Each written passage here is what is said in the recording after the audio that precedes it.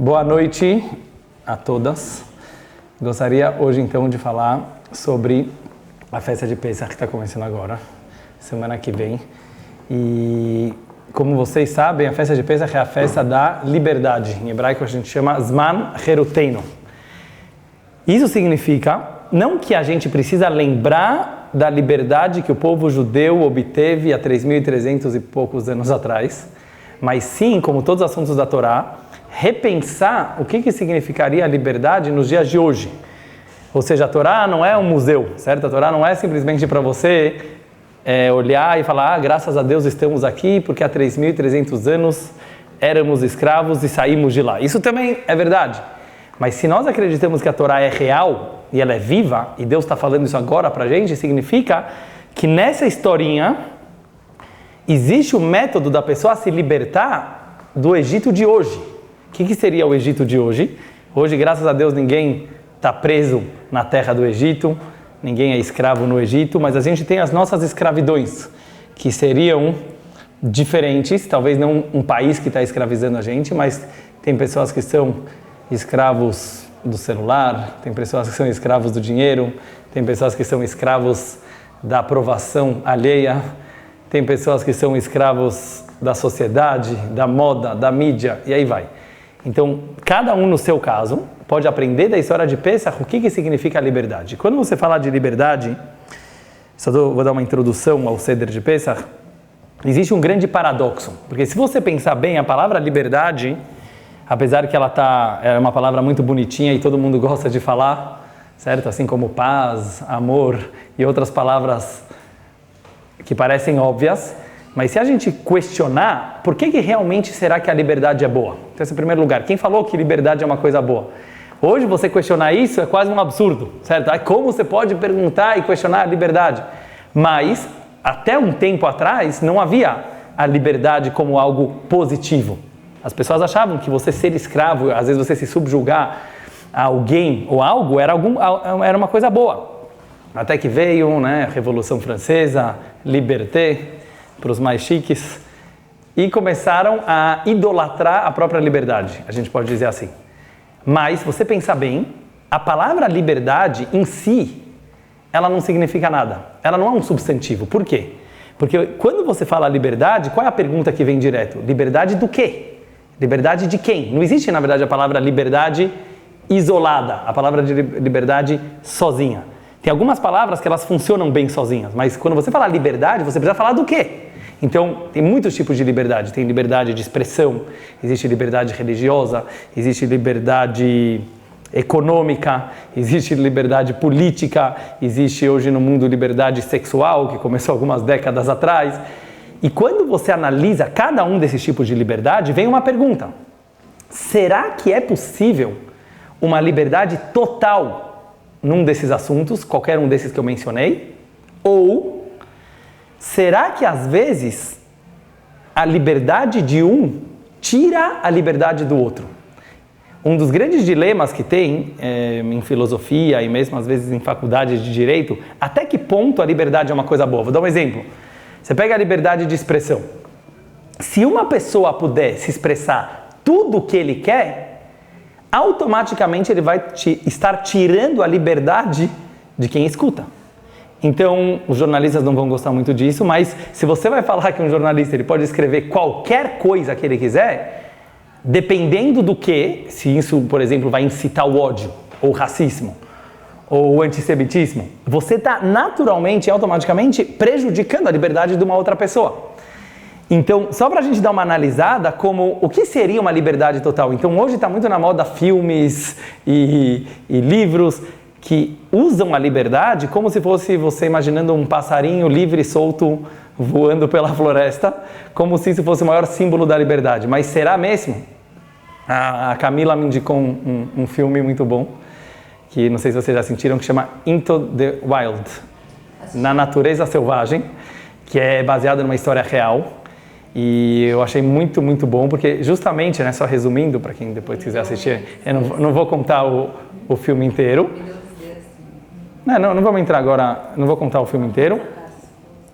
Mas uma mensagem que é muito... Não, a mensagem do filme que é? Uma pessoa que super se dava bem na sociedade, quer dizer, estava nas melhores faculdades, aparentemente, né, tinha o dinheiro que ele precisava, se dava, quer dizer, estava bem socialmente. Depois a gente viu que ele tinha problemas, né, na infância dele, mas não vou entrar nos detalhes. Ele resolve se libertar disso tudo, quer dizer, ele achava que era tudo uma grande mentira, criado pela sociedade, vão me libertar na natureza.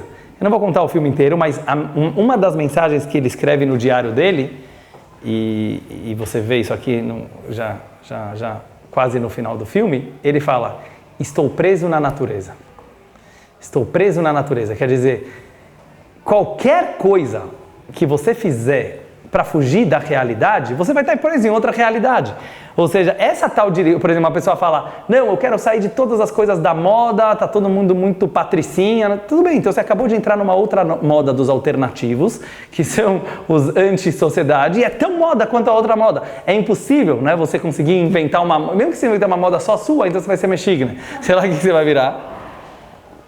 Mas aparentemente essa tal de liberdade pura e sincera e total, ela não existe. O que eu queria analisar hoje com vocês é de uma forma mais interior, na vida pessoal de cada um, sem precisar ir morar na natureza ou mudar de país e assim por diante. Mesmo assim, a gente tem dois tipos de formas, talvez, de encarar a liberdade, mesmo pessoal. Você pode enxergar de dentro para fora ou de fora para dentro. Eu vou tentar, e elas são contraditórias. Por exemplo, uma pessoa ela pode sentir que já que as coisas externas limitam ele, certo? Se eu vou ficar, por exemplo, toda hora preocupado, o que vão pensar de mim, e tem que estar na moda, e tem que estar na... Quer dizer, eu vou ficar muito preso no mundo lá fora. Então, o que eu posso fazer? É uma maneira de encarar a minha liberdade pessoal. Deixa eu voltar para a minha essência. É o famoso quero me encontrar, certo? Quer dizer, deixa eu tentar analisar quem eu sou sem as influências externas, o máximo possível, digamos assim.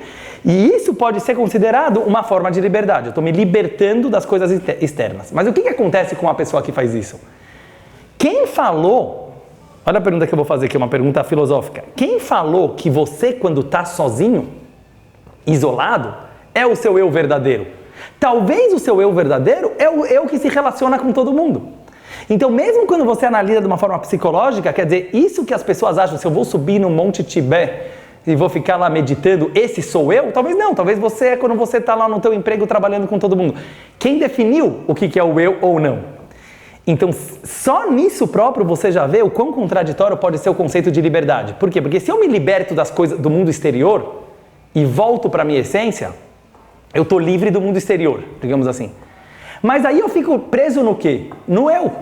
Talvez eu vire o cara mais egoísta do mundo, mais narcisista do mundo.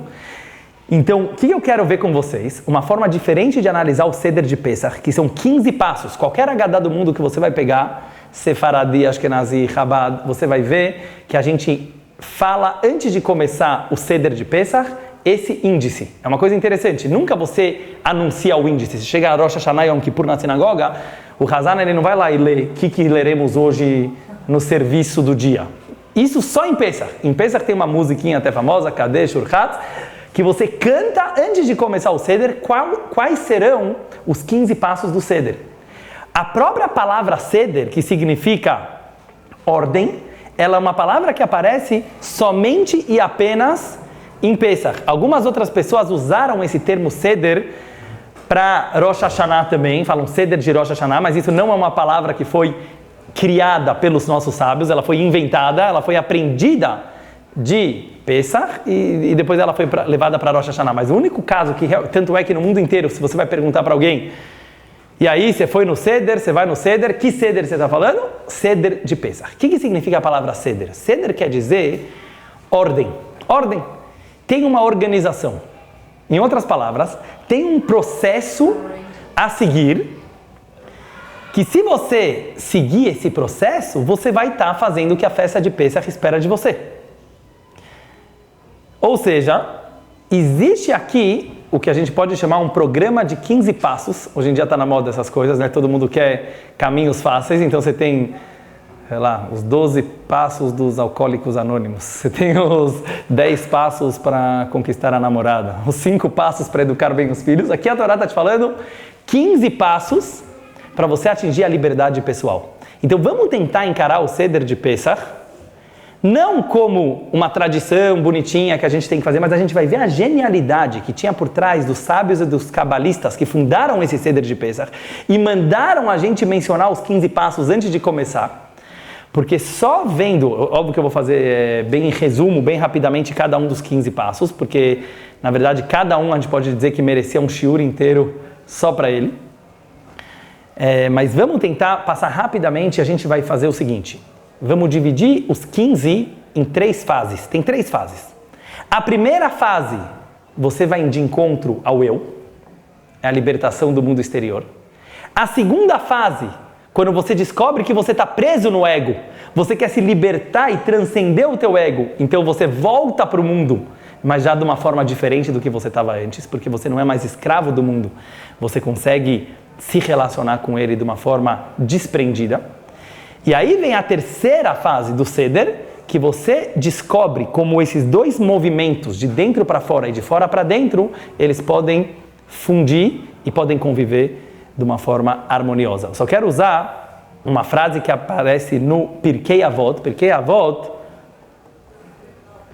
é um livro muito famoso judaico de 2000 anos atrás, que ele se chama Ética dos Pais, é parte do Talmud. Talvez uma das frases mais famosas dessa Ética dos Pais, muito filosófica, e praticamente ela define a nossa vida. Hillel costumava dizer, vou falar em hebraico e traduzir, Imen anili mili. Se eu não for por mim, quem será? O que she'ani le'atzmi ma'ani. Quando eu sou por mim, quem sou eu? Ve'im lo achshav eimatai. E se não for agora, quando será? Olha a frase, e eu quero analisar com vocês essas 3 frases, na verdade, no mesmo ditado do Hillel. Se eu não for por mim, quem será por mim? Em outras palavras, você nasceu para ser você mesma. Você mesmo. Por quê? Porque ninguém vai poder ser você por você. E não adianta você querer ser outra pessoa, porque você não foi criado para ser outra pessoa. Pode fingir a vida inteira querer ser igual o Justin Bieber, que você não vai conseguir, certo? Por quê? Porque você não nasceu Justin Bieber, não é tua missão na vida. Quem é você? Só você. Aí o cara fala, tudo bem, então vou ser eu. Mas quando eu sou só eu sou muito egoísta. Quer dizer, de 7 bilhões de pessoas das galáxias do universo, eu só vou ficar pensando nos meus sonhos, nos meus interesses particulares. Aí eu fico... Quando eu sou por mim, segunda frase, quem sou eu? Aí vem a terceira, que as pessoas não percebem, mas ela vem solucionar as 2 anteriores. Porque esse dilema é eterno. Se eu não sou por mim, ninguém vai ser. Mas quando eu sou por mim, eu sou muito egoísta. O que você faz? Responde o Pirkei Avot. Se não for agora, quando? Tem urgência de agir. Você não pode passar a eternidade nesse dilema. Sabe por quê? Porque o presente, o agora, ele exige de você uma ação. E por incrível que pareça, essa ação exigida pelo mundo, pela vida, ela consegue solucionar o dilema. Por quê? Porque ela consegue fazer que você seja você e não seja você ao mesmo tempo, conforme eu tentarei explicar agora no Seder de Pesach. Então vamos fazer o seguinte, primeira parte do Seder de Pesach é Imenanili mili. Se eu não for por mim, quem será? Então descobre quem você é. Então vamos começar. Você chega lá, você levanta o copo do vinho, Kadesh, primeira parte. Kadesh. Kadesh quer dizer, você vai fazer o Kiddush, como todo Shabbat, todas as festas do ano. Só tem uma diferença. Nesse dia, que é o Seder de Pesach, todo mundo vira um copo de vinho. Não é que o papai ou o vovô ele faz o Kiddush e todo mundo dá um golinho. A mitzvah já começa a night com um shot, certo? Já começa a night virando um copo de vinho. Alguns não gostam de vinho, pode tomar suco de uva. Exatamente, a Helena gosta de vinhos. E é bom que seja um bom vinho para o Seder de Pesach. Tem gente que prefere suco de uva, mas a priori deve ser vinho. Mas se você pegar a tradução de Kiddush ou Kadesh, não é como as pessoas gostam de traduzir santo, santificado. Isso é uma consequência. A tradução literal em hebraico de Lekadesh é designar, designar. Por exemplo, quando um homem casa com uma mulher, ele fala na Rupá, Harei at mekudeshet li. E todo mundo traduz, você está consagrada para mim. Mas não é que a mulher virou santa debaixo da Rupá. Não é essa a tradução. A explicação é, você está designada para mim. Quer dizer, agora você é só minha e não de outros homens. Então a palavra Kadesh quer dizer, faz um kiddush. O que quer dizer faz um kiddush? Abre um espaço dentro de você nessa hora, de tudo que está acontecendo no mundo lá fora. Esquece agora. Abre um espaço. Isso quer dizer, e por isso um vinho deve ajudar, certo? Virar um copo de vinho pode ajudar você a fazer isso. Mas você fala, agora eu estou designado, eu estou separado, eu estou consagrado para um momento especial, para fazer uma meditação. O que é o segundo passo? Urhatz. Urhatz, você vai e lava a mão. Você faz um netilat yadayim, 3 vezes na mão direita, 3 vezes na mão esquerda. Eu vou aproveitar para contar os passos práticos também. E você não faz a bênção. Normalmente a gente faz a brachá de netilat yadayim, nesse caso você não faz a bênção. Qual é o significado espiritual de lavar as mãos logo no começo do seder? Lavar as mãos é igual você fala em português, águas passadas. Quer dizer o seguinte, você joga água nas mãos, querendo falar, a partir de agora eu preciso esquecer um pouco o que está acontecendo na minha vida até agora. Meus problemas, os pepinos do dia a dia, a rotina, cada um tem os seus problemas para resolver. E nessa hora, se você quer realmente se dedicar a descobrir quem você é, tenta sair um pouco, quer dizer, lava as tuas mãos do passado. Descobre quem é você agora. Terceiro passo, você pega uma verdura, alguns costumam pegar cebola, outros costumam pegar batata, outros costumam pegar salsão. O que você faz? Você pega uma verdura e você mergulha ela na água com sal e você come. Quando você lê na Alahá, por que faz isso? Está escrito para despertar a curiosidade das crianças. A gente quer deixar as crianças acordadas. Mas óbvio que tem um motivo mais profundo. Então vamos ver pela Kabbalah o que quer dizer pegar a verdura e mergulhar na água com sal e fazer... Oh, muito bem, Ilana, você acertou. Lágrimas, lágrimas. Não, olha como é psicológico o Seder de Pesach se você analisa de uma forma diferente. Primeira coisa, a batata, a verdura, ela simboliza o corpo da pessoa, não a alma, o corpo. Por quê? Porque a brachá que você faz nela é Boré Peri Hadamá, aquele que criou o fruto da terra. Sabe quem é o fruto da terra, o mais importante de todos? O teu corpo. A gente lê no Gênesis, na criação do universo, da onde saiu o corpo do homem e da mulher? Da terra. Esse é o motivo que ser humano em hebraico é Adam, que vem da palavra Adamá, que significa terra. Então, no fundo, qual é a simbologia aqui? Em primeiro lugar, começa a sentir o teu corpo. Muitas religiões, inclusive muitas linhas dentro do judaísmo, achavam que você precisa renegar o teu corpo, que você precisa pensar só no lado espiritual, só na alma. E isso é um grande erro. Uma das novidades do Baal Shem Tov, que ele veio há 300 anos atrás e ele revelou isso no judaísmo, é que o corpo é uma coisa super importante, ele é o veículo da alma. Você consegue perceber o reflexo da alma somente através do corpo. Então é super importante, e eu sinto que às vezes até falta um pouco isso em alguns aspectos no mundo ortodoxo, talvez no mundo não ortodoxo tem mais através de dança, através de teatro, mas com certeza tem isso aqui também no judaísmo. Eu não acho que a pessoa deve se privar, mas é a pessoa saber sentir o corpo dele. Por quê? Porque o teu corpo, na verdade, é aquele que o teu coração bate. Em outras palavras, você sentir quem você é. Então, se você está querendo descobrir quem você é, você não pode ficar só na filosofia, no lado abstrato, que isso mais é, digamos assim, o lado da alma. Você precisa sentir teu corpo. E na hora que você sente teu corpo, você vai chorar. Que é o que a Ilana falou. O corpo, ele chora. O corpo, ele se emociona. Qualquer pessoa aqui, se realmente sentir a si mesmo, vai começar a chorar. Um pode ficar triste, outro pode ficar emocionado.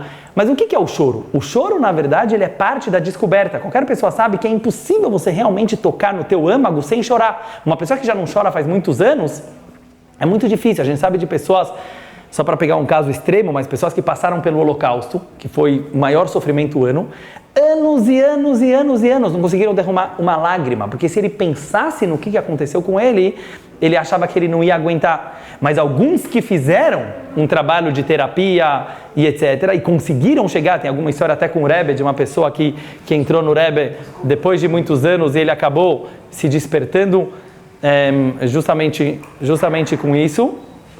E aí ele começou a chorar na frente do Rebbe, e ele falou, desde que eu saí do campo de concentração de Auschwitz, não derramava uma lágrima dos meus olhos.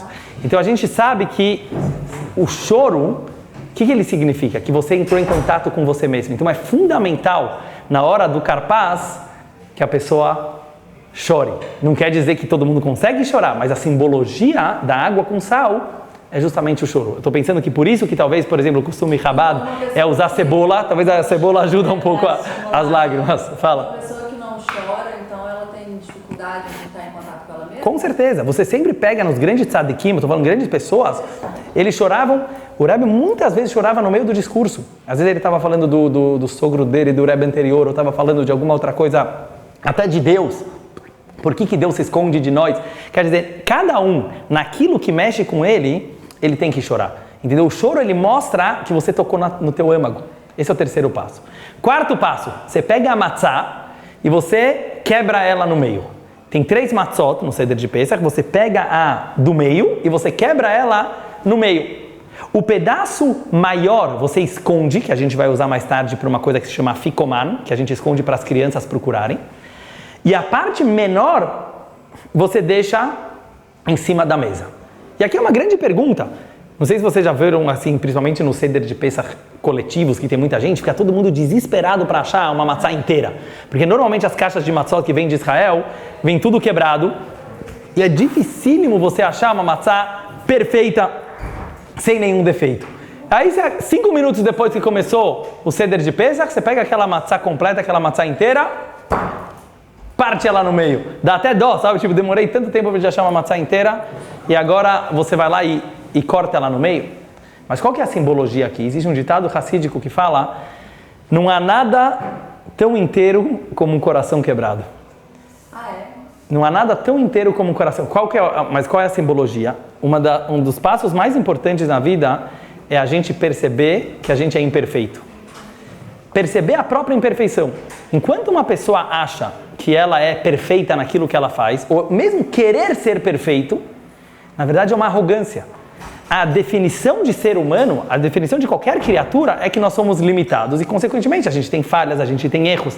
Então é fundamental no trabalho de se encontrar e de se conhecer que a pessoa, ela reconheça, e mais do que reconheça, que ela aceita a sua própria imperfeição.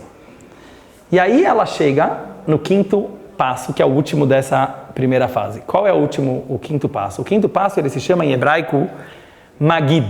É aquela parte que muitos consideram a mais chata da Haggadah, que você fica rezando uma hora mais ou menos, meia hora ou 40 minutos, que você fica, na verdade, narrando a saída do Egito. Eu falo que é chata para alguém que não entende, mas eu sempre aconselho uma pessoa que não entende hebraico, lê em português. É muito mais importante, interessante que você entenda aquilo que você está lendo. Mas nessa parte do Magid, canta o Manishtaná, e a gente começa a narrar a saída do Egito. Avadim Ainu, éramos escravos no Egito, e Deus nos salvou, e mandou as 10 pragas no Egito, e abriu o mar. Toda a narração da saída do Egito é nessa parte. Agora, qual é o lado psicológico que a gente pode ver aqui? A tradução de Magid quer dizer, conta a tua história. Conta a história. Qual é a prova que uma pessoa, ela realmente atingiu o eu? Ela realmente chegou na sua essência, que ela consegue falar. Tem pessoas que são tão bloqueadas que elas não conseguem falar. O que quer dizer elas não conseguem falar? Alguns não conseguem falar mesmo, alguns conseguem falar, mas ele consegue falar tudo menos o que importa para a vida dele. Eu estou falando mesmo pessoas que podem ser super inteligentes, geniais, vai falar e filosofar e explicar. Fala de você. Fala de você. Ele não consegue contar a sua história. Ele não consegue falar dele. Por isso, por exemplo, na psicanálise, a gente sabe que a cura vem através da própria fala. Não é através do conselho que o outro vai dar para você. Só você ouvindo aquilo que você está falando, você já está se curando, você já está se descobrindo quem você é. Então, olha como interessante, como esses 5 passos, eles levam a pessoa ao encontro de quem ele é. Primeiro, você precisa reservar um tempo para você. Você precisa lavar um pouco o teu passado, no sentido, esquece um pouco o que aconteceu até agora. Aí você sente o teu corpo e você chora. Você, nesse momento, quando se descobre, percebe o quão imperfeito você é, mas você aceita isso, você não fica desesperado ao descobrir que você é imperfeito. E aí você consegue falar, porque tirou os pesos das tuas costas. Você já não está mais com aquela exigência da perfeição. E nessa hora, a pessoa narra a história dele. Então, lógico que na prática, na Haggadah, a gente lê a mesma história a todo mundo, mas cada um tem que se encontrar na saída do Egito de um jeito diferente. Se você lê em português, você vai perceber muitas coisas sobre a história da saída do Egito que elas se identificam com a tua vida. E isso seria o objetivo maior de você narrar. Então vamos dizer que uma pessoa da mesa, da família, resolve nessa hora contar uma história pessoal. Em vez de você falar, não, agora está lendo o Haggadah. Ao contrário, é isso que é para fazer. Quer dizer, o que melhor do que uma pessoa que ela quer se libertar da sua escravidão na hora do Seder de Pesach. E é interessante como justo essa parte, está escrito na Haggadah, aqui o filho pergunta, o Manishtaná, o que faz uma pessoa que ela está sozinha? O que faz uma pessoa que ela está, infelizmente, tendo que comemorar um Seder de Pesach? Só ele e Hashem. Tem casos. Será que ele fala Manishtaná? Ele pergunta as 4 perguntas, para quem que ele vai fazer isso? Será que ele vai contar a história? Está escrito, Veigad et alevincha, você vai contar para o teu filho. Será que sozinho precisa? Então o Shulchan Aruch fala claramente, você faz as 4 perguntas e você responde as 4 perguntas mesmo sozinho. Por quê? Porque a principal história não é a que você está contando para as outras pessoas, como eu estava falando agora. É você falando com você mesmo. Então quando fala você vai contar para a criança, é para a tua criança. Cada um tem uma criança dentro dele, cada um tem o seu lado mais puro, mais inocente. E é esse o trabalho de você revelar no Seder de Pesach. Então vimos até agora os primeiros 5 passos do Seder, que eles são, como eu falei no começo, se eu não for por mim, quem será? É o trabalho da pessoa descobrir e encontrar o seu eu verdadeiro. O que acontece com o judeu quando ele descobre quem ele é? Ele fica desesperado. Porque quando ele fala, isso sou eu estou preso no meu ego, eu estou preso em mim mesmo. E aí começa a segunda parte do Seder, que é o processo inverso. É aquela frase do Hillel, quando sou por mim, quem sou eu? Então vamos ver como que a gente faz agora o processo inverso. Passo número 6, Rochza, você vai lavar a mão de novo. Muita gente não entende, por que tem que fazer de novo o Netelat Yadayim? 2 vezes você vai lavar a mão no Seder? Mas agora é uma lavagem inversa.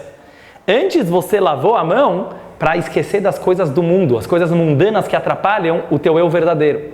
Nessa hora você lava das tuas próprias ideias. Você começa a fazer uma lavagem interior e você fala, quem disse que todas essas opiniões que eu tenho sobre a vida, os meus preconceitos, meus sentimentos, meus traumas em relação à vida, será que esse é o jeitinho certo? Então, primeira coisa, faz uma lavagem interior. Tira todos os teus preconceitos. Você vai, lava a mão de novo e faz Netilat Yadayim com brachá. Dessa vez você faz com brachá, porque é uma lavagem mais profunda. Aí você faz motzi. O que é motzi? Você faz a brachá sobre o pão, que no caso é a matzá. E a primeira brachá é hamotzi lechem min haaretz. Não sei se vocês já perceberam quão profunda é essa brachá. As outras brachot são fáceis de entender. Você agradece, Deus, você criou o fruto da árvore, você criou o fruto da terra, você criou tudo com a sua palavra. Essa brachá é muito diferente. Qual é a tradução literal? Hamotzi lechem min haaretz. Aquele que tira o pão da terra. Deus, agradecemos você, porque você tira o pão da terra. Mas calma, não é Deus que tira o pão da terra. A gente tem que colher o trigo, tem que plantar o trigo, tem que moer o trigo, tem que fazer farinha, tem que fazer o pão. Então, qual é o significado dessa brachá Hamotzi lechem min haaretz? Então, a Hassidut explica algo muito mais profundo. Quando você vai comer pão, e qualquer outra coisa que você vai comer, ou mesmo alguma coisa que você vai se relacionar com o mundo material, Hamotzi lechem min haaretz, tira o pão da terra. Tira o pão da materialidade dele. Para de olhar um pedaço de pão, para de olhar a comida, para de olhar o dinheiro, para de olhar a academia, para de olhar a televisão, para de olhar a internet como algo material. Se você perceber, todos esses instrumentos da natureza, eles são espirituais, eles são divinos. Extrai a energia divina que tem por trás do pão. Então, olha como agora você está voltando para o mundo. Primeiro você fez o processo de sair do mundo. Agora você começa a voltar para o mundo do jeito certo. Porque o judeu tem que se relacionar com o mundo para se libertar de verdade. Mas agora você não é mais dominado pelas coisas do mundo, você que domina eles. Vamos pegar o exemplo da comida. Quantas vezes a gente não chega, sei lá, num casamento, numa festa, e tem aquele buffet, sabe, cheio de coisas lá que nem cabe no prato. Aí você já começa a pensar, o que eu vou pegar? Se eu pegar tudo vai ficar feio, eu vou chegar lá na mesa, meu prato vai estar muito cheio, vai acabar com o meu regime. E a pessoa, ela fica tão estressada nesse negócio, preciso pegar um pouco de tudo, você nem curtiu a comida. Eu não estou falando agora de religião. Você nem conseguiu saborear a comida de tão desesperado que você achou que você tinha que comer todas as comidas. Ou seja, uma pessoa que vai respirar fundo, que ela vai se controlar, e ela vai pensar a primeira coisa, calma aí, eu não nasci, como o Hassidut costuma falar, você vive para comer ou você come para viver? Então uma pessoa que ela vive para comer, ela vê comida, ela fica desesperada.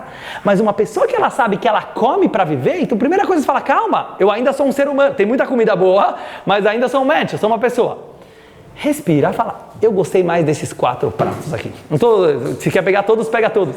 Mas eu só estou querendo mostrar que quando a gente dá uma parada antes e a gente é o dono da comida, você saboreia melhor a própria comida. Porque você, como ser humano, está dominando ela e não sendo dominado e idolatrando a comida. A mesma coisa com dinheiro, a mesma coisa com sucesso material. Se você domina ele, ele é prazeroso. Se você é dominado por ele, ele vira um vício. Aí vem o terceiro passo dessa segunda volta, da segunda fase. Matzah. Mas aí a Motzila Reminaretz é esse domínio? É esse domínio. A Motzila Reminaretz é você sentir antes de comer, tira o pão da terra. Não olha para o pão como uma coisa simplesmente material. Olha a energia que tem por trás do pão. Olha a faísca divina que tem nesse pão. E aí vem a matzah. A matzah é o maior símbolo de Pesach. Todo mundo, quando fala de matzah, fala, matzah simboliza humildade. Por quê? Porque ela é o pão pobre, amassado, etc. Mas se é só para simbolizar humildade, tem muitas outras coisas no mundo. O chão é humilde, a terra é humilde. Por que justo a matzah? Mas na matzah tem uma peculiaridade que só tem na matzah. Qual é? Deus criou o mundo de tal maneira que se você faz uma massa, a mesma massa, água e farinha, só, não precisa colocar fermento. Se ela vai ser rapidamente assada, ela vai ficar matzah. Se ela vai ficar parada muito tempo, ela vai fermentar e ela vai virar hametz. Então qual é o material que tem na matzah? Água e farinha. Qual que é o material que tem no hametz, que é o contrário da matzah? Água e farinha. O que modifica entre os dois? Então a Kabbalah explica, matzah é a realidade como ela é. Hametz é a realidade inflada. Se a gente perceber, todos os nossos Yetzer Hará, o que é Yetzer Hará? Que a gente sempre fala, o mau instinto. Na verdade não existe, a gente fala isso de uma forma mais infantil. Mas qual é o trabalho do Yetzer Hará? Mudar a realidade para poder te enganar. Então, por exemplo, vou dar um exemplo simples, né? Você chegou num lugar, na classe da faculdade, no teu trabalho, e alguma pessoa fez uma piadinha zoando de você. A pessoa fez uma piadinha e zoou de você. Pode perceber. Como você recebe essa piadinha? Então você percebe que dependendo do humor que você está naquele dia, você vai receber a mesma piadinha de uma forma completamente diferente. Então, por exemplo, se eu tiver de boa, como se fala, eu posso rir junto com ele da piadinha, ou eu posso falar, sou mesmo, quer dizer, isso que você está falando é verdade, eu sou imperfeito mesmo. Você pode aceitar aquilo numa boa. Agora, pode ser que vai me pegar num mau dia, e eu vou falar, como esse cara teve coragem de me desrespeitar, e quem ele acha que ele é, e como ele está falando assim comigo. Agora, para um pouquinho para pensar. Eu não estou querendo julgar ninguém, eu só estou querendo mostrar assim. O que me irritou... Fê, fecha aqui, por favor, essa porta. O que me irritou nessa pessoa? O que me irritou nesse acontecimento? Não foi o acontecimento em si, foi a interpretação que eu fiz sobre esse acontecimento. Nunca a coisa em si, ela te incomoda. A não ser que seja um sofrimento real, que isso aqui a gente vai ver daqui a pouco. Mas normalmente a gente tem ilusões e ilusões em relação à história que nós contamos sobre os acontecimentos da nossa vida. A mesma coisa é em relação a Deus. Por exemplo, eu saí de casa de manhã e bati o carro. Como eu posso olhar para isso? Eu posso falar, graças a Deus ninguém se machucou. Ou eu posso falar, meu, que droga, de novo Deus me injustiçando, essa vida é injusta mesmo, eu precisava bater o carro agora vai me atrasar para o trabalho. Então o que está me incomodando? Na verdade, o que está me incomodando não foi a própria batida do carro, porque ela pode ser lida e interpretada de 1000 maneiras diferentes. O que está me incomodando é os meus sentimentos em relação à batida do carro. Que droga, eu sou um azarado mesmo, todas as coisas ruins acontecem comigo. Quer dizer, essa historinha, essa fantasia que você cria na tua cabeça, esse é o Hametz. Então qual é a simbologia da matzá? A verdadeira. Você quer lidar com o mundo? Very good, muito bom. Um judeu tem que se relacionar com o mundo. A gente não tem que se isolar do mundo. Mas tenta enxergar a realidade do jeito que ela é. É um grande trabalho interior para conseguir fazer isso. Mas não fica fazendo fantasias egoístas, na verdade são todas elas baseadas no ego, para satisfazer a tua ilusão sobre a vida. Isso é Hametz. Hametz é qualquer ilusão sobre a vida. E cada um tem as suas. Quer dizer, não vou agora começar a narrar todas, mas o nosso Yetzer Hara, o trabalho, ele é profissional em fazer Hametz. Por isso que ele é comparado com Hametz. Qual é o trabalho dele? É o tempo inteiro inflar a realidade para você enxergar algo que não está acontecendo. Se você enxergar só aquilo que está acontecendo, você vai perceber que tudo é uma oportunidade que você pode usar para a tua vida. Tanto coisas boas como coisas não boas. O Hametz, então, é uma mentira? O Hametz é uma mentira. O Hametz, na verdade, ele é uma... Mas entendeu? Então é Emet. É Emet, é a verdade. Mas, pode? Se ela quiser. Mas é uma mentira bem contada, quer dizer, é uma inflada da própria realidade. Próximo passo. Então falamos Motzi Matzah, Maror. Aí chega no Maror. O Maror é a parte difícil, certo? Maror quer dizer em hebraico amargura, para lembrar da amargura que nosso povo sofreu no Egito. Alguns costumam, os sefaradim, por exemplo, eles pegam uma erva amarga, né, que seria só o alface, e é bem fácil, na verdade, dos sefaradim, ele pega um alface lá que não tem muito gosto e come. No mundo ashkenazi é muito mais pesado, porque se coloca aquela erva forte, a raiz forte, que a gente chama de rein, principalmente se ela for colocada sem a beterraba, porque a beterraba ela dá uma adocicada. Ela é mais ou menos aquilo que vocês experimentam aí no wasabi, mas imagina você pegar uma bola de wasabi e você colocar na boca, isso que é o rein, e tem que ter esse pedaço, na verdade um kezait, para você cumprir a mitzvah. Querendo ou não, vai sair lágrima dos teus olhos. Se você comer o verdadeiro rein, vai sair. Agora, qual é a ideia da amargura? Por que Deus quer que a gente sinta amargura na noite do Seder de Pesach? Aqui vem uma coisa que não é tão gostosa de falar, mas ela faz parte do processo. Quando você vai lidar com a vida, vão ter frustrações. Necessariamente, qualquer caminho que você escolher na vida, na tua faculdade, no teu trabalho, qualquer caminho religioso ou espiritual, você vai se frustrar. Você vai se frustrar com você mesmo. Às vezes você vai se decepcionar com o teu rabino, você vai se decepcionar com as pessoas que estão em volta, você vai acontecer coisas ruins. Na vida de todo mundo acontecem dias ruins, acontecem coisas ruins. Como lidar com a coisa ruim? Isso que o Seder está ensinando agora. A gente precisa saber que a frustração ela é uma parte intrínseca do crescimento. É impossível crescer sem ter frustração. Por que a Hashem resolveu fazer assim o mundo? Eu não vou entrar agora nisso, mas não tem dúvida que o momento da tristeza, da amargura, ele é fundamental que você sinta ele. Então o que a Haggadah de Pesach está falando para nós? O que o Seder está falando?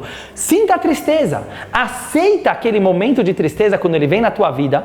Chora. Sinta ele. Suporta a dor. Se uma pessoa souber suportar a dor, já vai vir o próximo passo que eu já vou falar para vocês o que você vai fazer com essa dor. Mas uma pessoa que toda hora que ela vai sentir dor, ela foge da dor, e o nosso mundo de hoje é profissional nisso, em fugir da dor. Nunca teve um mundo com tanto entretenimento igual, nem existia essa palavra entretenimento, mas hoje em dia, o que é todo entretenimento? Eu não estou agora, de novo, fazendo um julgamento. Se a pessoa quer usar um pouco para relaxar, para se divertir um pouco, faz parte. Mas tem pessoas que ficam a vida inteira no Netflix, ou fica a vida inteira... O que ele está fazendo? Ele pode estar fugindo de qualquer tipo de frustração na vida. Porque qualquer dorzinha que deu, eu vou para a internet e resolve meu problema. Então a gente tem que tomar muito cuidado no mundo de hoje, que tem tanta... E às vezes as pessoas falam, não, mas um dia ele vai sentir um vazio, porque ele... Não, talvez não. Hoje em dia tem tanto tipo de divertimento na vida, que o cara pode passar a vida inteira viajando de um lugar para o outro, mas será que ele passou o processo da tristeza na vida dele, ele passou os momentos da dor e soube engolir a dor, isso é o maror. O maror quer dizer, sente aquele momento da tristeza. Sabe por quê? Último passo dessa fase, korer. Korer você faz um sanduba, o famoso sanduíche de matzah. Você já acha que vai chegar um Big Mac, mas não é isso. Você pega a matzah de um lado, matzah do outro lado, coloca maror no meio com um pouquinho de haroset, que dá o gostinho bom, e você faz um sanduíche de maror. O que quer dizer um sanduíche de maror? A frustração, ela vira inspiração. Você pode pegar nos maiores gênios de toda a história, maiores músicos, maiores autores, maiores escritores, todos eles passaram por momentos de vazio interior muito forte, de depressão, de grande frustração. E todos eles falam a mesma coisa. Depois de uma grande frustração, às vezes podia durar um ano, vinha a inspiração. Porque o que é frustração no final das contas? É um momento que a pessoa entra em contato com o eu. Ele entra em contato com ele mesmo. Naquela hora pode ter zero criatividade, mas no final a frustração ela vira criatividade. Quer dizer, uma pessoa que ela não sabe sentir o momento de dor, ela nunca vai criar algo muito inovador, ela nunca vai conseguir inventar alguma coisa, porque a invenção de uma coisa nova, ela sempre vem de um momento de frustração. Então essa é a segunda fase, finalizando, que a pessoa volta para o mundo, porque ela percebe que ficar sozinho não é ser uma pessoa livre, ela tem que se relacionar com o mundo, mas como ela volta para o mundo, não sendo dominado pelas ilusões da vida, mas justo pelo contrário, convivendo com a realidade como ela é. Então, voltando, você se lava das ideias e preconceitos, você tira o pão da terra, quer dizer, você para de olhar as coisas materiais como idolatrias e você passa a dominar elas. Você olha a realidade como ela é, sem ilusões, que é a matzah. Você aprende a lidar com sofrimentos e frustrações e você sabe que você vai cair várias vezes no caminho, mas você faz um sanduba da frustração, ou seja, você usa a tristeza para virar criatividade. E finalmente a gente chega nos últimos 5 passos do Seder e só vou explicar o que a gente vai fazer agora. Quando a pessoa percebe esse vai e vem, que por um lado liberdade é você não depender da opinião do mundo sobre você, mas por outro lado você quer influenciar o mundo, você quer estar se relacionando com o mundo, a pessoa ela pode ficar nesse eterno dilema, que por um lado ela se afasta do mundo e por outro lado ela volta para o mundo. Como conseguir conciliar essas duas correntes, esses dois movimentos? Quer dizer o seguinte, como você consegue perceber que no fundo os dois são positivos e os dois são parte dessa mesma liberdade? E aí a gente chega na terceira parte do Pesach que fala, se não for agora, quando será? E olha só, vem um pouquinho mais para cá para eu conseguir ver a Camila, por favor, senão ela está muito escondida. Obrigado. Agora dá para ver todo mundo. Então o que acontece? Não, imagina. Estava escrevendo. Só para, eu sei. Você consegue me... Tá bom, agora já. Essa terceira parte do Seder, só para dar uma pequena introdução, a gente começa falando, se não for agora, quando será? Quer dizer o seguinte, o presente da vida, ele exige de nós... Pai, pode ser depois? Pai, pode ser depois? Pai, pode ser depois? Ah, tá bom. Não? Não. Então, para a gente finalizar, esses últimos 5 passos, eles são a fusão dos dois. Então, vamos explicar por quê. Como que dá para você fundir um paradoxo? Como dá para você fundir coisas contrárias? Deu certo. Como a gente consegue fundir duas coisas contrárias? Qualquer área da vida. Tem muitos paradoxos na nossa vida, só tem um jeito. Se a gente consegue perceber que o criador das duas correntes, dos dois movimentos, é o mesmo, é um só, a gente consegue se ligar com os dois, mesmo eles sendo contraditórios. Quer dizer o seguinte, se eu olhar que de Deus só vem um dos lados, como outras religiões pregam, que o lado do bem vem de Deus, mas o lado do mal vem de outros lugares, então eu só consigo enxergar Deus em uma linha. Mas quando eu entendo que o bem e o mal vem de Hashem, a felicidade e a frustração vem de Hashem, o interior e o exterior também vem de Deus. Então não pode ser que tenha uma contradição entre os dois. Quer dizer que isso que eu acho, olha, presta bem atenção no que eu vou falar agora, isso que eu acho, que a minha vida isolada do mundo e a minha vida com a sociedade são dois dudus diferentes, é uma ilusão da minha cabeça.